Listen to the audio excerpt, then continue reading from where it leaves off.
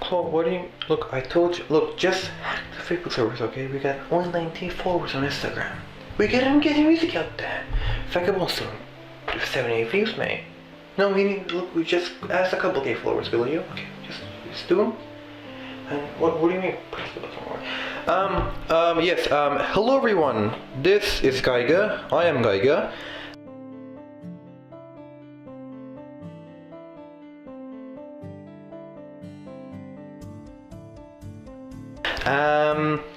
I'm the lyric writer, frontman, and vocalist for Collapse.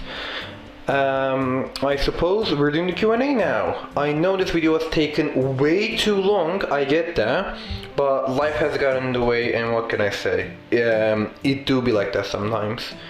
Today we're gonna do a Q&A. I'm gonna try to cut this short because, well, I just can't be bothered. Right. Questions. Let's start off with the first one. Who inspired you the most to make this music? Well, it's Mr. Spoon. See, it's Collapse music right now. We only have one full song out, but this will become more apparent in the future as well as we get more songs out there. Well, I suppose it's a combination of all our interests. You know, Claw the robot, you know him, Q1. He kind of likes beepty boopty stuff, mainly because that's the sound he makes when he updates drivers. What else? Starla is more of an ego, let's be honest. So she's more of a lo-fi, kind of like deep reverb, whatever. She calls it aesthetic. I call it, well, just music with reverb. It's just mediocre music with reverb she listens to, really. There's no aestheticness to it. They just add some VHS effect and be like, oh, it's an aesthetic, it's an 80s aesthetic. Shut up. Me and Mick, we're both kind of more like, you know, Blur, Depeche Mode, Gorillaz, Radiohead, all of that good stuff. It's mostly our inspiration when it comes to the actual, you know, like lyric making process, which I handle on my own. And you know, like all the bassy stuff, that's all Mick's job. So he does take heavy inspiration from Depeche Mode. And to be honest, he's done a pretty good job for not being able to play bass a couple months ago. Other than that, that's pretty much it. I mean, if we ever have an inspiration, it's probably gonna come from some weird place. Like, let's just keep this between you and me, viewers.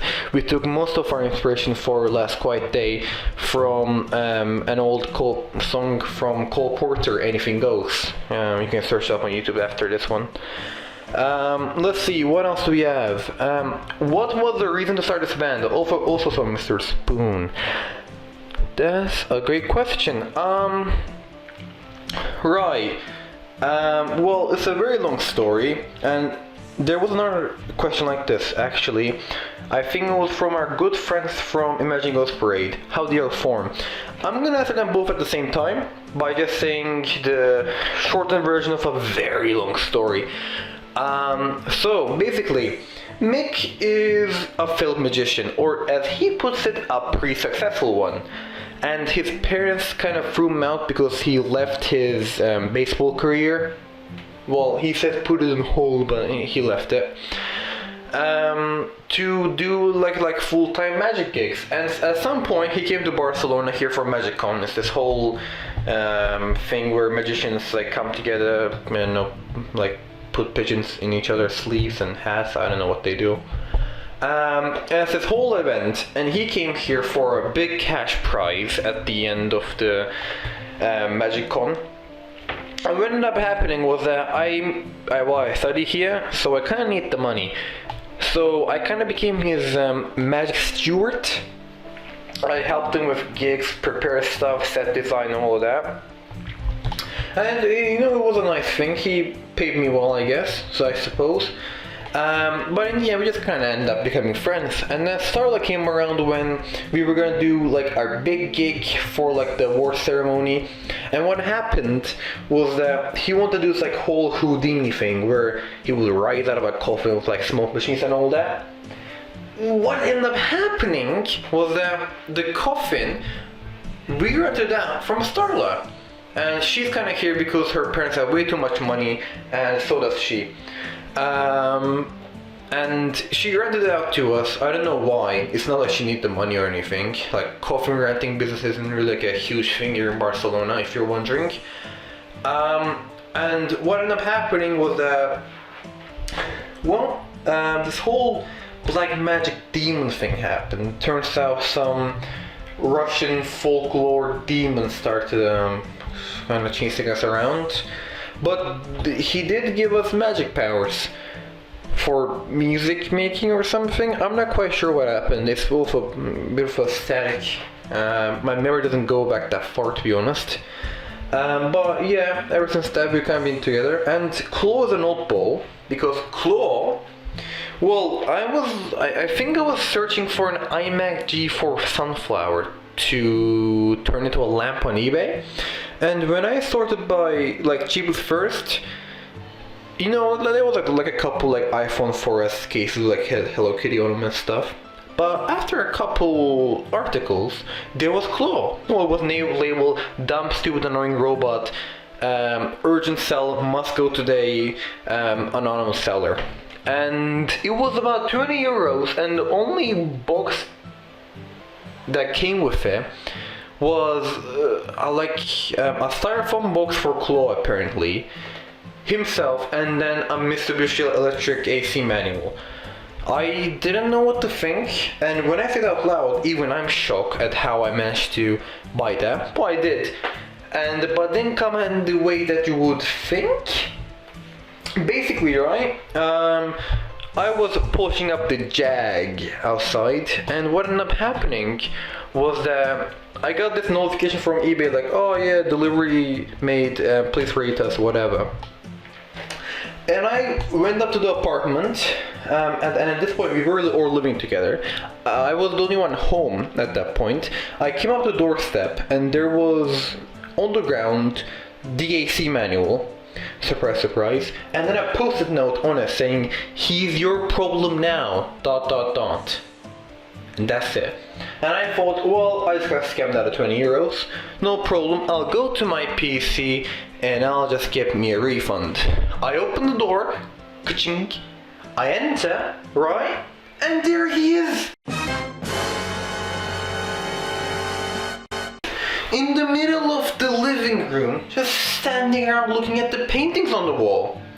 He was just there. He didn't break the door, or yank the lock, or climb from the balcony from what I can tell. He was just inside like it was his house all along. And I went up to him, kind of like slowly approached him, right? And I kind of whispered to myself like, what the hell is that thing? And then I think that he thought that I was speaking to him.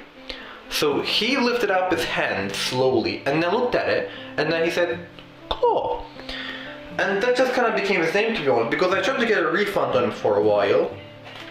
But the only like computer ID thing that I could find on him was behind his monitor, and when you search that up on Google, there's no results, but if you go in incognito mode, some Russian arms dealer comes up. So I'm not gonna go down that path. I think we'll just keep him for now. He's quite cute, to be honest. He's kind of like blissfully ignorant. And look at that! I just answered another question by accident. Well, someone asked, why is the robot looking so cute? Well, he's kind of like adorable, let's be honest. Blissfully ignorant and quite metally, even though he weighs like nearly 2 tons. And even though his appearance looks like an 8-year-old in his birthday party, his hydraulics can probably crush the average human skull.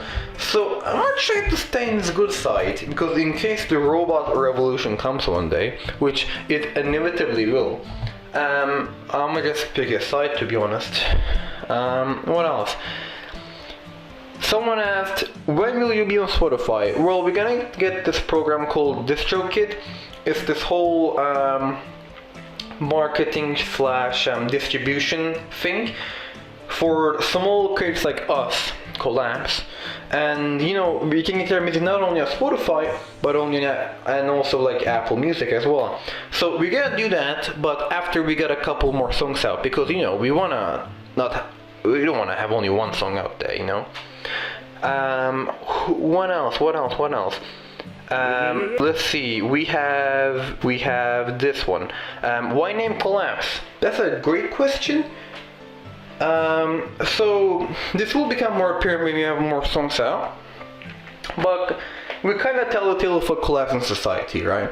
You know, wars going on, people are scared, immigration is prohibited, no one likes their job, the economy is failing, and we thought, you know, as we're making this album, actually, or well, song collection / album, the pandemic did start. So we were kind of in the perfect mindset to tell the tale of our generation, the new generation.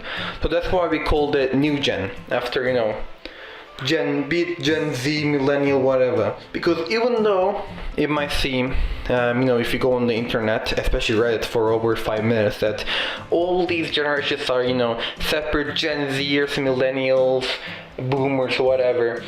But in reality, we share a lot of common problems as well.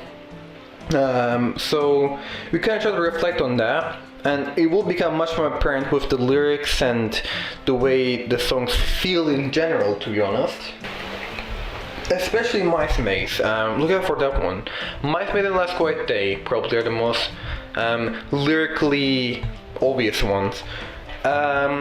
And since I have you guys right now for the Q&A video, I do want to note, I put a lot of attention in the lyrics. I put a lot of time writing it, and I would appreciate if you guys, you know, listen to it, re-listen to it, and really understand what the lyrics is trying to tell you. Because especially for monocode, which in my opinion is my best job yet, I put a lot of time and effort, and there's like it's almost like a small story, you know. I don't see New Gen so much as like a collection or like an album, so much as like one of those books where they're like 10 short stories. So yeah, thank you all so much for watching. I do have to do all the YouTuber things of saying, subscribe, like the video, share it, comment down below, smash the like button. Just punch the bell for all I care. I don't care.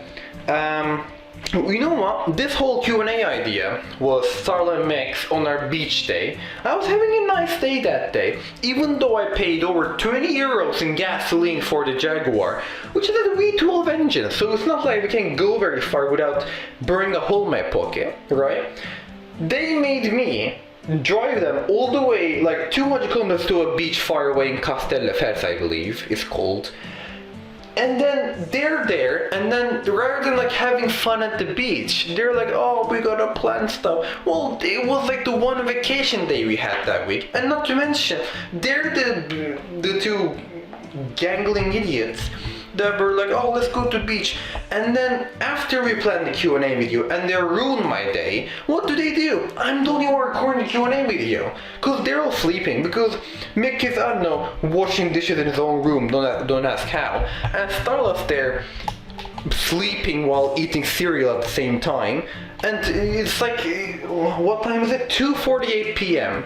and they haven't woken up yet. And close over there doing some. I should probably go look at him actually. Anyways, guys, do all that. Please support us. God, please, I gotta feed my family. Okay, bye bye now. See you. Love you all. On to the next video.